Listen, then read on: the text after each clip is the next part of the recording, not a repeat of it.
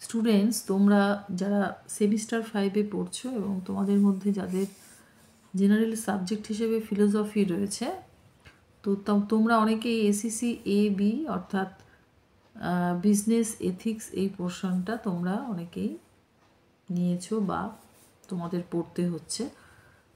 তো এখান থেকে তোমরা অনেকেই কিছু সাজেশনের কথা বলেছিলে, তাই তোমাদের কিছু ইম্পর্টেন্ট কোশ্চেন দিয়ে দিচ্ছি। দেখো, 15 মার্কসের কোশ্চেনের মধ্যে নাম্বার 1-এ রয়েছে ব্যবসার ক্ষেত্রে নৈতিক বিষয়গুলি সংক্ষেপে আলোচনা করো। 2, কর্মক্ষেত্রে নীতিবিদ্যার গুরুত্ব আলোচনা করো। 3, বিশ্বায়নের সুবিধা ও অসুবিধাগুলি আলোচনা করো।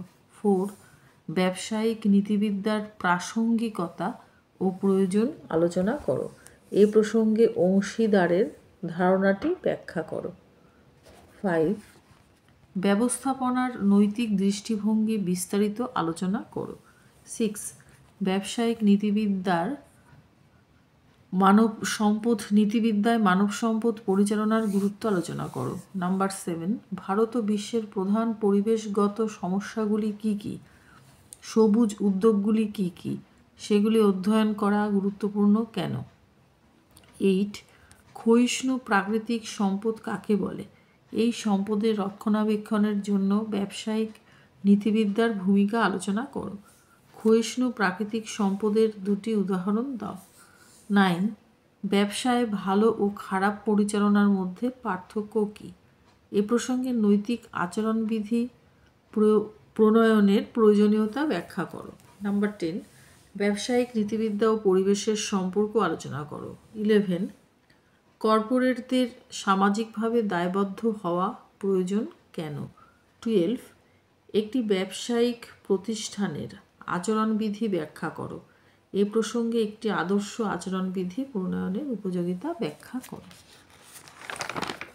এবার আসছি 5 মার্কসের কোশ্চেনে।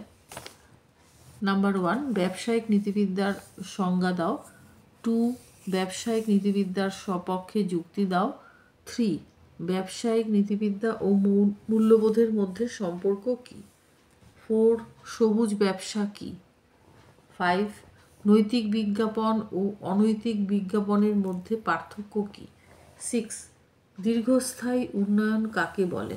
7, একজন ভালো নিয়োগকর্তার গুণাবলী আলোচনা করো। 8, ব্যবসার অর্থনৈতিক দায়বদ্ধতাগুলি কী কী। 9, নৈতিক দ্বন্দ্ব কী, আলোচনা করো।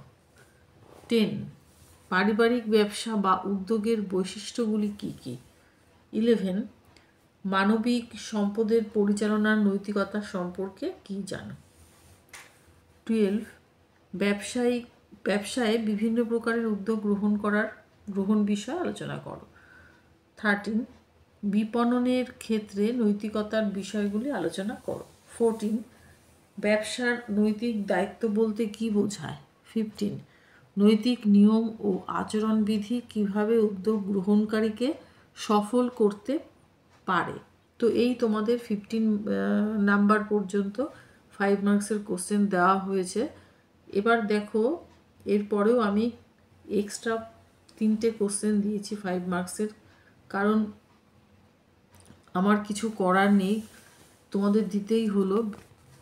গত যে পরীক্ষাগুলো হয়েছে সেখানে তোমাদের এই ধরনের কোশ্চেন করা হয়েছে। এবার যদিও এগুলো দেওয়া হয়েছে, কিন্তু এগুলো ভীষণভাবে ইম্পর্টেন্ট, এগুলো তোমরা এড়িয়ে যেও না, চেষ্টা করো যতটা পারবে পড়ার। দেখো, এক্সট্রা আমি 5 মার্কসের কিছু কোশ্চেন দিয়েছি, 3টে। এই 3টে তোমরা যদি পারো তো পড়ে নিও। 16, কর্পোরেট সংস্কৃতির উপাদানগুলি আলোচনা করো। 17, মানবিক সম্পদের পরিচালনার নৈতিকতা প্রসঙ্গে কিভাবে নীতিবিদ্যার সাহায্যে অনৈতিক কার্যাভ্যাস দূরীভূত করা যায়। 18, একটি ব্যবসায়িক বা বিক্রয় চুক্তির ক্ষেত্রে গ্রাহক বা ক্রেতার অধিকারগুলি কী কী। এই হলো তোমাদের কোশ্চেন। কারণ তোমাদের 80 মার্কসে পরীক্ষা হবে, এই কারণে একটু বেশি পড়তে হবে, কিচ্ছু করার নেই। প্রত্যেকটা কোশ্চেনই ইম্পর্টেন্ট, একটা কোশ্চেনও বাদ দেওয়ার মতো না। তো তোমরা ভালোভাবে পড়লে তোমাদের মোটামুটি নাম্বার ভালোই পাবে, আর এখান থেকে তোমরা কোশ্চেনও কমন পাবে।